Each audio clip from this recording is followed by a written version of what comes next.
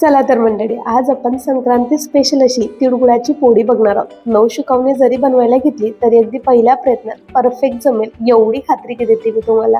अगदी खुसखुशीत 15 दिवस सहजच टिकणारी, संक्रांतीसाठी खास आज आपण झटपट होणारी, चवीला अप्रतिम अशी तिळगुळाची पोळी बघणार आहोत. महाराष्ट्रात संक्रांतीला वेगवेगळ्या भागांमध्ये वेगवेगळे पदार्थ केले जातात. आमच्याकडे खानदेशात पुरणपोळी केली जाते. तुमच्याकडे काय करतात मला नक्की कमेंटमध्ये कळवा. चला तर मग पटकन तिळगुळ पोळी बनवायला घेऊया. इथं सर्वात आधी मी तिळगुळ पोळीसाठी कणिक मळून घेते. त्यासाठी मी इथं 1.5 कप गव्हाचं पीठ घेते. त्यात चवीपुरतं मी थोडं मीठ घातलेलं आहे. असं म्हणतात कुठल्याही गोडाच्या पदार्थात थोडं मीठ घातलं तर चव अजूनच वाढते, म्हणून इथं थोडं मीठ घातलंय. 1 चमचा इथं मी तेल घातलंय. आपली पोळी छान खुसखुशीत आणि 15 दिवस टिकण्यासाठी थोडं थोडं पाणी घालत आपल्याला छान घट्टसर कणिक मळून घ्यायची. पाण्याचा वापर अगदी जास्त करायचा नाहीये, थोडं थोडंच घालायचंय. इथं मी छान घट्टसर अशी कणिक मळून घेतलेली आहे.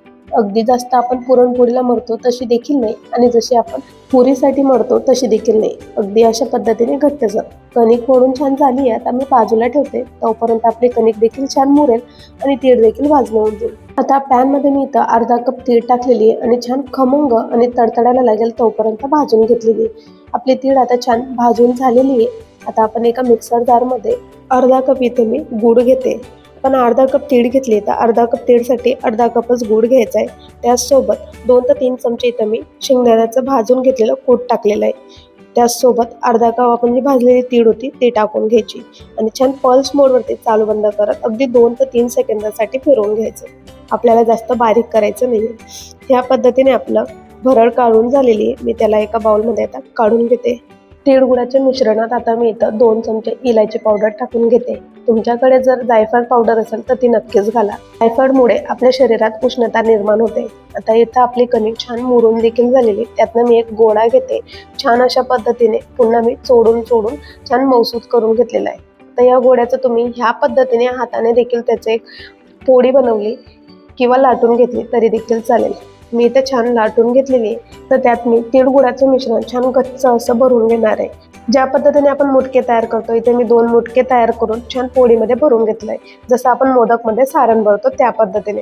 जेवढं जास्त तुम्ही सारण दाबून भराल तेवढंच आपली पोळी फुटायचे चान्सेस कमी राहतील.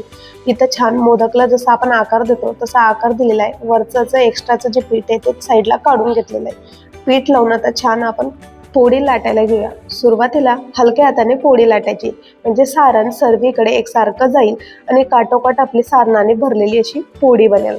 इथं बघू शकतात मी गोल अशी छान पोळी लाटून घेतलेली आहे. अगदी बारीक लाटलेली आहे, जास्त जाड देखील ठेवलेली नाहीये. तरी देखील पोळी फुटलेली नाहीये आणि सारण देखील बाहेर निघालेलं नाही. अगदी काटोकाट सारणने भरलेली अशी पोळी आपली तयार झाली. सारण जर आपण गच्च भरलेलं असेल आणि कणिक जर आपण छान मळलेली असेल तर आपली पोळी कशीही लाटली तरी फुटत नाही. आता मी इथं गॅसवरती तवा ठेवून घेतलेला आहे. तवा छान गरम झाला की लगेच मी त्यात पोळी टाकून घेते. पोळी छान एका साईडने थोडी भाजून झाली पलटून घेते. त्यावरती छान असं साजूक तूप लावून आता पोळी भाजून घ्यायची. जर तुम्हाला पोळी अगदी खरपूस आवडत असेल, 15 ते 20 दिवस सहज अशी खरपूस राहायला हवी, त्यासाठी तूप लावल्यानंतर अशा उलटण्याच्या साहाय्याने छान कमी गॅस करून दाबून आपल्याला पोळी शेकून घ्यायची, दोघे साईडने अलटून पलटून. किंवा एखाद्या कॉटनच्या रुमालने देखील छान दाबून पोळी भाजली तर अगदी खरपूस होते आणि 15 ते 20 दिवस अशीच खरपूस देखील राहते. पोळी इथं खरपूस तर भाजलीच गेली, त्यासोबत अगदी टम्म देखील फुललेली आणि काटोकाट सारण देखील गेलेलं आहे. याच पद्धतीने सर्व पोळ्या बनवून झालेल्या आहेत. तुम्ही बघू शकता किती खरपूस झालेल्या आहेत. बघताच क्षणिक तोंडाला पाणी आलं आणि लगेचच खाऊ वाटतंय. तर तुम्ही देखील ह्या संक्रांतीला नक्कीच ट्राय करा आणि कशा झाल्या मला नक्की कमेंटमध्ये कळवा. रेसिपी आवडली असेल तर व्हिडिओला लाईक करा, शेअर करा आणि चॅनलला सबस्क्राईब करायला विसरू नका. भेटू अशा छानशा रेसिपी सोबत.